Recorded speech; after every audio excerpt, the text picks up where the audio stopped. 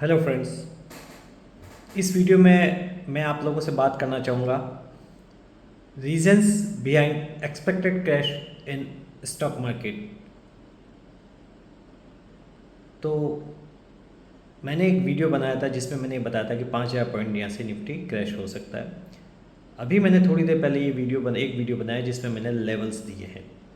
तो मैंने 5,000 पॉइंट लिखा, वो 5,000 की जगह 4,000 भी हो सकते हैं, 6,000 भी हो सकते हैं, लेकिन वो डेटा को रेस्पेक्ट करेगा और 21,245 से वो बाउंस करेगा किसी भी क्रैश में। ये आप ध्यान रखिए, बड़े क्रैश में। उसके पहले उसको 2 सपोर्ट और है, तो ये तीसरा सपोर्ट है जो 21,245 का, वहाँ से वो बाउंस करेगा। अब हम बात करते हैं मार्केट में क्रैश क्यों हो सकता है। ये आप मान के चलिए कि कभी भी कोई भी स्टॉक मार्केट एक तरफा नहीं चलता है, और अगर वो एक तरफा चलता है तो समझ लीजिए वो आपका सारा पैसा एक दिन लेके जाने वाला है। मैंने पूरी ज़िंदगी स्टॉक मार्केट देखा। मैंने निफ्टी शायद 93 94 में आया, मैं 98 से स्टॉक मार्केट में हूँ। तो मैंने निफ्टी को नीचे से इस लेवल पे आते हुए देखा है, और मैंने सारे बुल मार्केट, बियर मार्केट, सारे लेवल्स, सारे ऊपर नीचे की सर्किट जितनी भी लगी है, 3 या 5 जितनी भी सर्किट्स लगी है, वो सब मैंने देखी है। स्टॉक्स में भी मैंने बहुत सारी चीज़ें देखी है। सत्यम को मैंने 180 से 6 रुपये होते हुए देखा है। येस बैंक को भी मैंने 5 साढ़े 5 रुपये होते हुए देखा है। शायद वो 50 या 60 रुपये से गिरा था, उस 58 रुपीज़ से गिरा था और 6 रुपये हुआ था। मैंने M6 को 1180 से 280 होते हुए देखा है 2 दिन के अंदर, और आज M6 5,000 के ऊपर है। तो बहुत सारी चीज़ें मैंने देखी है। तो जो स्टॉक मार्केट का क्रैश के जो कारण है, उसमें से सबसे पहला कारण है जीडीपी टू मार्केट रेशो। इस वक्त इंडिया की जीडीपी है $3.95 ट्रिलियन, और मार्केट कैप है $5.5 ट्रिलियन। इसका मतलब है कि 28% ज़्यादा है। परसों मैंने एक वीडियो बनाया था, उसमें मैंने आपको 139% बोला था, लेकिन आज मैंने थोड़ा सा उसमें और होमवर्क किया और मैंने एग्जैक्टली चेक किया है कि जीडीपी इस वक्त इंडिया की जीडीपी है $3.95 ट्रिलियन, और मार्केट कैप है $5.5 ट्रिलियन। तो जो मार्केट कैप है वो करीब करीब आप समझिए $1.75 ट्रिलियन ज़्यादा है। एक्चुअली ये $1.75 ट्रिलियन पूरा ही एक्सेस है, ये ओवर वैल्यू है। पर एग्जैक्टली $1.75 ट्रिलियन जितना गिरावट मार्केट में नहीं आएगा। और कभी कभी इसमें ये भी होता है कि हम फ्यूचर ग्रोथ को भी इसमें डिस्काउंट करते हैं। तो उसको देखते हुए मार्केट का जो लेवल निकल के आता है वो 21,280 आता है।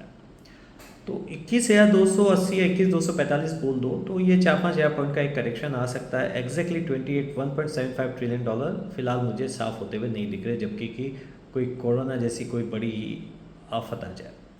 मैं आपको डराने के लिए नहीं बोल रहा हूँ, मैं आपको बार बार बोल रहा हूँ, अगर स्टॉक मार्केट टूटता है तो उसमें मेरा भी पैसा टूटता है। मैं आपको बहुत क्लियरली बोल रहा हूँ। और कोई भी इंसान जो स्टॉक मार्केट में होता है हमेशा बाइंग में तो रहता ही है, कम रहो या ज़्यादा रहो, मैं भी बाइंग में रहता ही हूँ।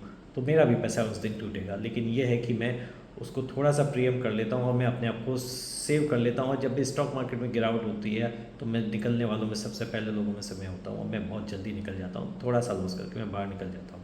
लोग बहुत लंबा समय तक खड़े रहते हैं, तो इसको हमें से प्रीएम करना होता है मंदी को।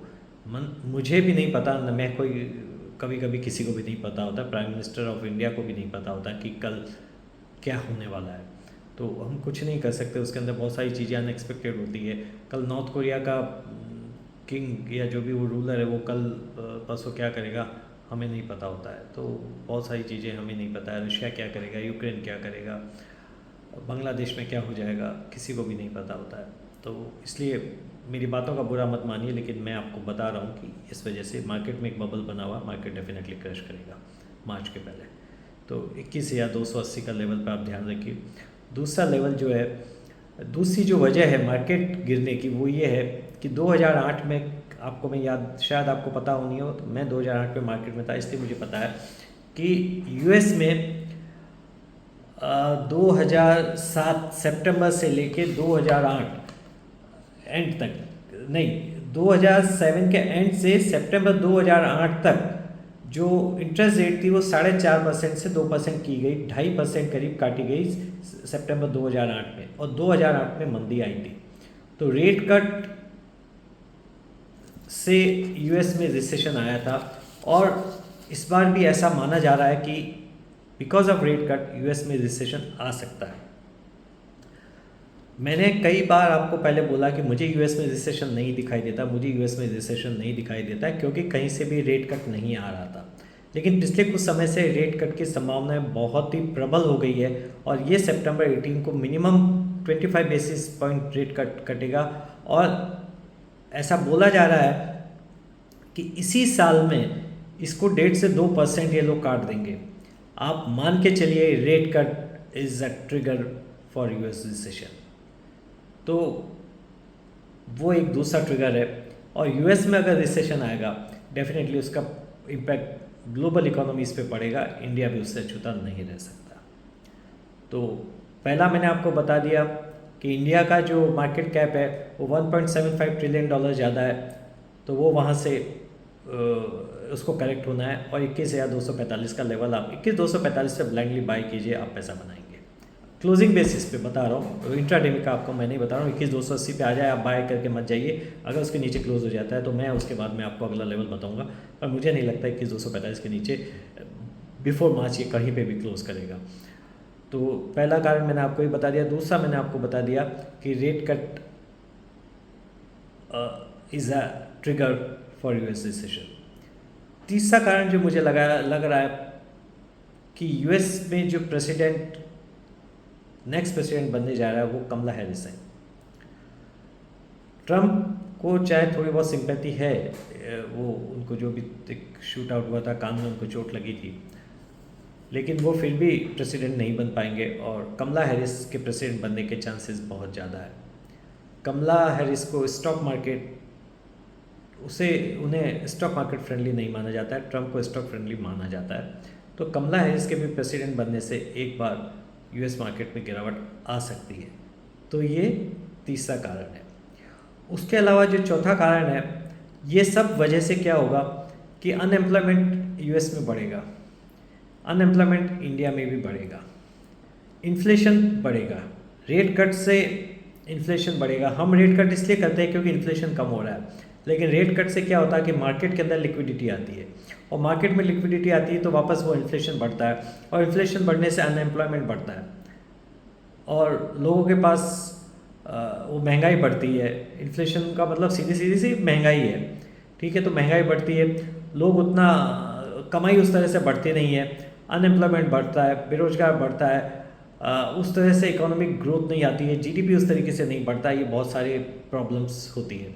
तो ये भी एक कारण है जिसकी वजह से इकोनॉमी स्लो डाउन हो सकता है। तो आने वाले कुछ समय में economy slow down all over the world मुझे दिखाई देता है। चौथा जो मुझे कारण दिखाई देता है वो जियोपॉलिटिकल सिचुएशन है, जो बिल्कुल भी अच्छे नहीं है। रशिया और यूक्रेन का वॉर कहीं से भी बंद होने का नाम नहीं ले रहा है, और दूसरा जो इज़राइल और हमास के बीच में जो वॉर चल रहा है वो भी कहीं से बंद होने का नाम नहीं ले रहा है। ये कहीं पे भी किसी बड़ी चिंगारी, ये एक छोटी सी चिंगारी है जो कभी भी आग में कहीं पे भी कभी भी तब्दील हो सकती है। आप रात को अच्छे से जाके सोएंगे और सवेरे आपको पता चलेगा कि कोई बड़ा काम इन लोगों ने कर दिया है, जिससे हम सबको डर लगता है। और मुझे तो सच में बहुत डर लगता है। मैं आपसे मजाक नहीं कर रहा हूँ, मुझे ऐसा लग रहा है कि कहीं तो कुछ ख़राब हो सकता है जियो पॉलिटिकल सिचुएशन में।